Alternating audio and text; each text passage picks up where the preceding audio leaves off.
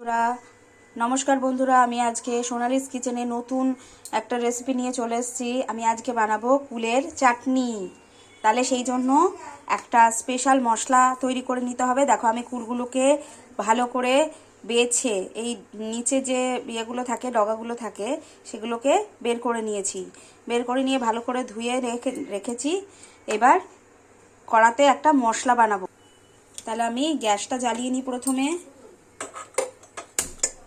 গ্যাসটা জ্বালিয়ে নিয়েছি, লো হিটে রাখলাম। এবার এর মধ্যে 5 ফোড়ন দেব। এখানে আমি একটা শুকনো লঙ্কা ফেলে নিয়েছি, মৌরি 2 চামচ নিয়েছি, মৌরিটা একটু বেশি যাবে, সর্ষেটা 1 চামচ, ধনে 1 চামচ, আর রাঁধুনি অর্ধেকের অর্ধেক মানে হাফেরও হাফ চামচ, অল্প সামান্য মেথিও তাই। এবার এগুলোকে আমি লো হিটে গন্ধ ছাড়া পর্যন্ত ভেজে নেব। জাস্ট ফ্লেভারটা বেরোলেই এটা গ্যাস বন্ধ করে আমি অন্য পাত্রে ঢেলে নেব। যদি গরম কড়াইতেই থেকে যায় তাহলে সেটা বেশি ভাজা হয়ে যাবে, সেটা পোড়া পোড়া লাগবে গন্ধটা। এতে কি হবে, চাটনির ফ্লেভারটা ভালো আসবে না। চাটনি বলো আর এই মশলাটাই তোমরা কুলের আচারেও দিতে পারো। তাহলে ওটা ভাজা হোক।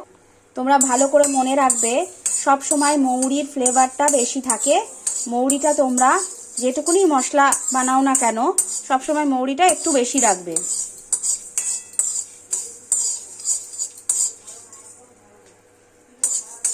গন্ধ ছাড়তে শুরু করে দিয়েছে বন্ধুরা, জাস্ট একটু মচমচে করে নেওয়া।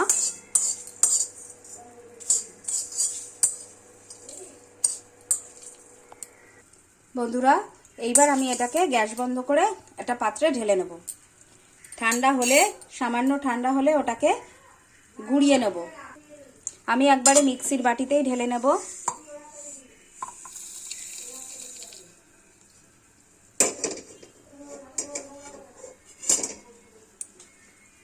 এবার এটা ঠান্ডা হবে। দেখো বন্ধুরা, আমি মশলাটাকে গুঁড়ো করে রেখেছি।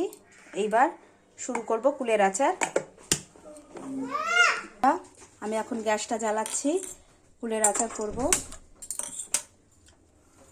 গ্যাস বাড়িয়ে দিয়েছি।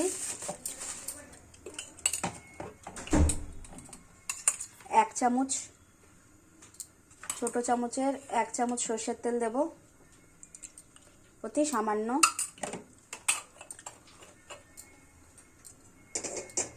এর মধ্যে আমি একটু মৌরি ফোড়ন দেব। এর মধ্যে সামান্য মৌরি ফোড়ন দেব। মৌরি, সর্ষে আর মৌরি ফোড়ন দিয়ে দিলাম। ফোড়নটা ভাজা ভাজা হলে আমি কুলগুলো দিয়ে দেব।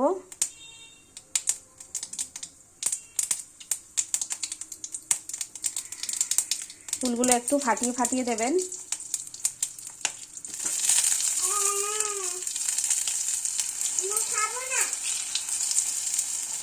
দেখো বন্ধুরা, আমি সব কুলগুলো ফাটিয়ে দিইনি, কিছু কিছু কুল আমি ফাটিয়ে দিয়েছি।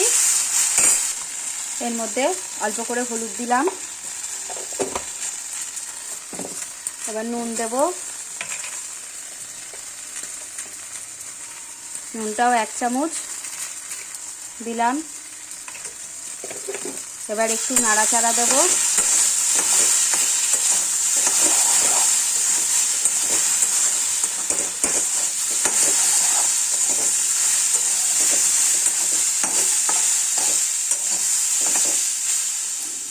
নাড়াচাড়া দিয়ে দিলাম। এবার এর মধ্যে একটু জল দেব। এর মধ্যে অল্প করে জল দিয়ে এটাকে ঢাকা দেব। যতটা তোমরা ঝোল চাও সেইভাবে জল দিয়ে এবার এটাকে ঢাকা দেব। গ্যাসটা একটু বাড়িয়ে দেব। ফুটে উঠলে হাই টু মিডিয়াম হিটে আমি ঢাকা দেব।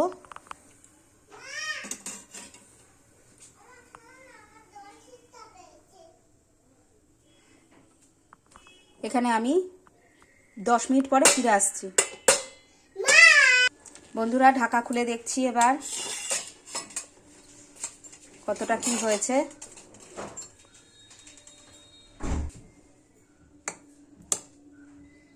এই পজিশানে কুলগুলো আরেকটু নরম হবে। এই পজিশনে আমি আজকে করব বাতাসা দিয়ে। বাতাসাটা দিয়ে দেবো।